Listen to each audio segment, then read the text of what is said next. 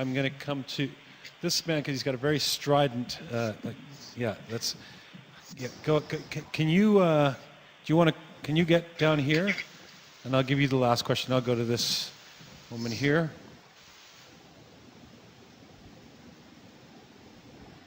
Everyone says this, but this is for both speakers. In a discussion that we've heard so much about the dangers of extremism, I would like to hear more about tolerance. Start with you, Professor Brummett. Well, I think tolerance can be a good thing. It can also be very much misplaced. I think rather than tolerance, I'd rather have wisdom, because I think wisdom will do what tolerance would otherwise do. And again, back to the hobby horse I rode in here on, I think that a rhetorical training is more inclined to provide that wisdom, where if one hears what we might call an intolerant statement, just saying to yourself, well, be tolerant, because perhaps perhaps the statement is true. There are some things of which we ought not to be tolerant.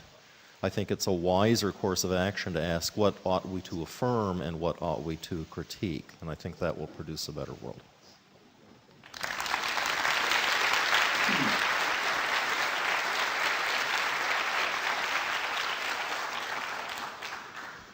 I think there's an indissoluble element of patronization and condescension in the idea of tolerance. I mean, would you like it if I said, I'll tolerate you? Would you not feel, well, thanks a lot? Who asked you? Do I need your permission to exist or to say what I say? No, I think I would rather assume your right to do that. Then it would depend what you said. It's like being forgiven. Mother Teresa once said she forgave me. I thought, that's supposed to sound nice, but I didn't ask her for forgiveness. Hadn't actually done anything that required me to do so. And I'm not completely sure what gives her the power to bestow it in any case. Again, a tremendously serene condescension on the part of someone who wasn't as modest as she looked. You notice, by the way, that the most faithful people are the ones who go on the most about humility and being how humble and how modest they are. He said, no, just fine, don't pay attention to me. I'm just going around doing God's work all the time. I'm carrying out his instructions. It's okay, I'm not getting in your way. That's not very modest, is it? There's no humility there. That's a tremendously arrogant claim. In the reign of Queen Elizabeth I, the great Queen Bess, an attempt was made to put an end to religious warfare in Britain. In other words, the killing of Christians by Christians over what Christianity was or was not. And the legislation that tried to bring it to an end was called the Toleration Act, whereby some sects of Christianity were told that henceforth they'd be tolerated. Again, I think that's an insufferable way to be spoken to. And just because I don't want to, and refrain from joining in the applause for the much too inclusive statement that Professor Brummett just made, I would say that many statements made by the religious are intolerable. I don't think it is tolerable that people be told, that children be told by their parents or by their teachers that if they don't obey certain religious precepts, they will go to hell. Or that they can congratulate themselves that they won't go to hell, but that their neighbors or schoolmates who practice another religion most certainly will. I think that's intolerable. I think it's antisocial. I think those who say, as was said about 10 years ago to Americans by Osama bin Laden, we can always call off this attack on you if you like.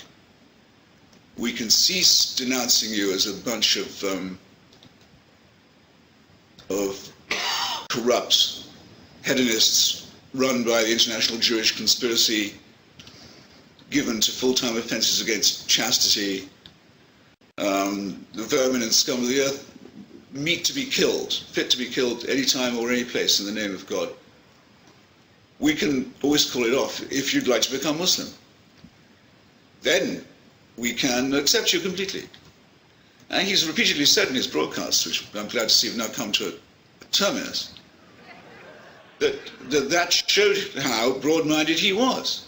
After all, he said, I warned them and I gave them an offer. They could prostrate themselves in front of me or they could be considered legitimate targets. Well, that's his view of being tolerant, and that's my definition of the intolerable.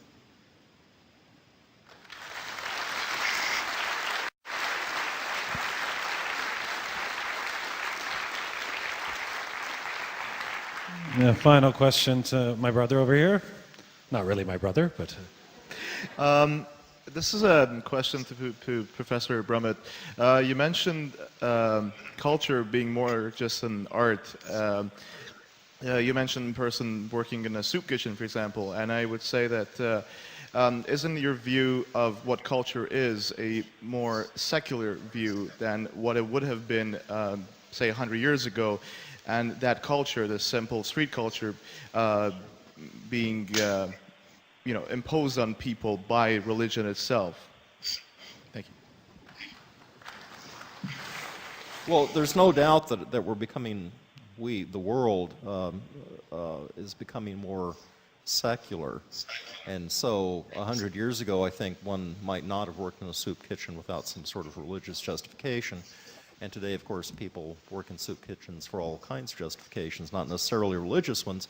I guess what I was trying to say is I think it is possible, though, that there are many people who work in soup kitchens or engage in all manner of cultural practices who do so because of their religious or spiritual convictions. And the point that I was trying to make was that if we're going to tot up the number of innocents slaughtered by religion as against the number of sculptures that are made by religion, which of course is an impossible task, then I think we also need to think about the production of everyday culture, of everyday art, which is sort of the dark matter of culture that we've been talking about. And I think my point was that needs to be included in this still impossible task of weighing.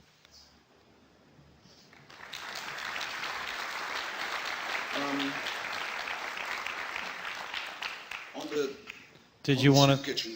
Go ahead. Well, go ahead. I don't know if the question was directed at me or not. I do have an answer if it was. I think we can take an answer from you. Yes, go ahead. It's very, very frequently argued against my position. Look at all the good works that religious people do. And I must say, I don't think it even deserves to be called an argument. I mean, isn't it the case, are we incessantly told, and isn't it in fact true, I know it to be true, that Hamas, for example, is the welfare agency for many impoverished Palestinians? As far as I know, that claim isn't completely void. Or I've seen it happen, in fact, with Hezbollah too in South Lebanon. Let's not deny it. They do try and provide a safety net for people, and of course in return for political support and dragooning, but it doesn't alter the fact that Hamas and Hezbollah are totalitarian organizations wedded to violence and to racism. On their websites you can read reproductions, literal straight-out reproductions of the Protocols of the Elders of Zion. The attempt to get back into the mainstream an anti-Semitic fabrication that was the Bible, if you like, of the Nazi Party, and before that of the Russian Orthodox right wing, who are the people who actually put it together.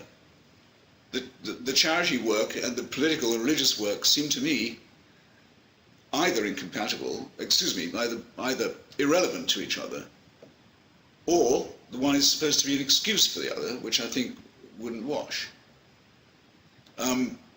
Mormons, for example, will always tell you how great the work of their missionaries is in Africa. Why are they telling me this? All I said to them was, your religion is based on a forgery by a well-known conjurer and fraud who claimed to have found gold plates from God in a hole in upstate New York.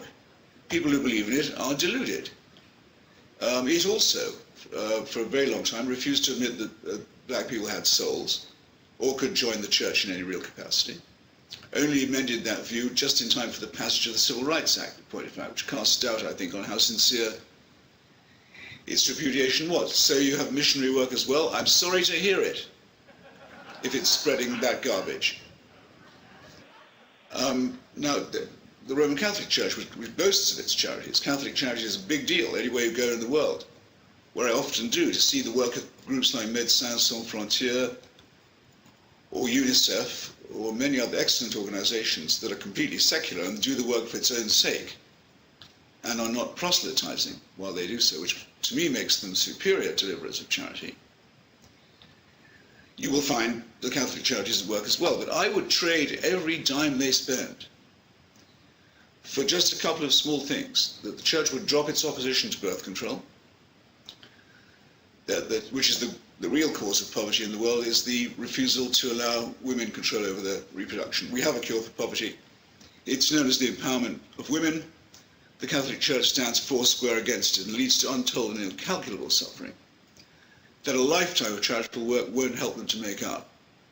And then I think I would ask them also to add that one day they'll want to criticize themselves for having said that while AIDS may be very bad, condoms are much worse. I think a positively wicked statement with absolutely appalling consequences for the health and welfare of millions of people. So the more they try and drag up the soup kitchen, the more they're going to regret it.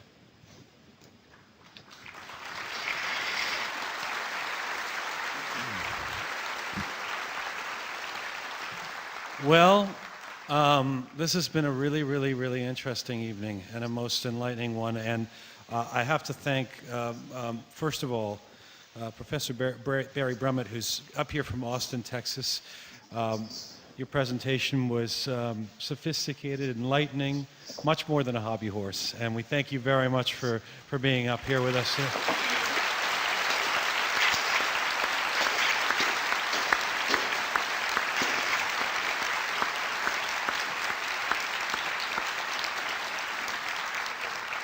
And if I may, as I understand the story goes, when we found out just a few weeks ago, or not so long ago, that Christopher Hitchens wouldn't be able to come here in person, there was some talk of, well, canceling the event. He may not be in good enough health, and he insisted that he still wanted to do the event. And sir, you look great. I mean, and energized, and it is fantastic to have you be part of this. Thank you, Christopher Hitchens.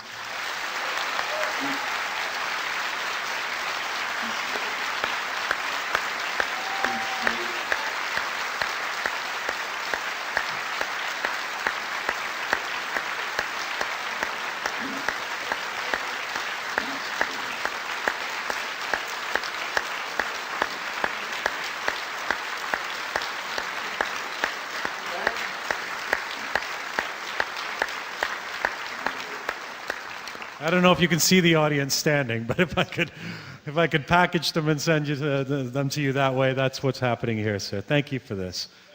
Very, very kind of you. I do appreciate it, really. Thanks. Thank you to the University of Waterloo, Shelley, Fraser, all the provost, all the folks who put this together. Congrats to the English department on your 50th anniversary. Thank you all for having me, and good night.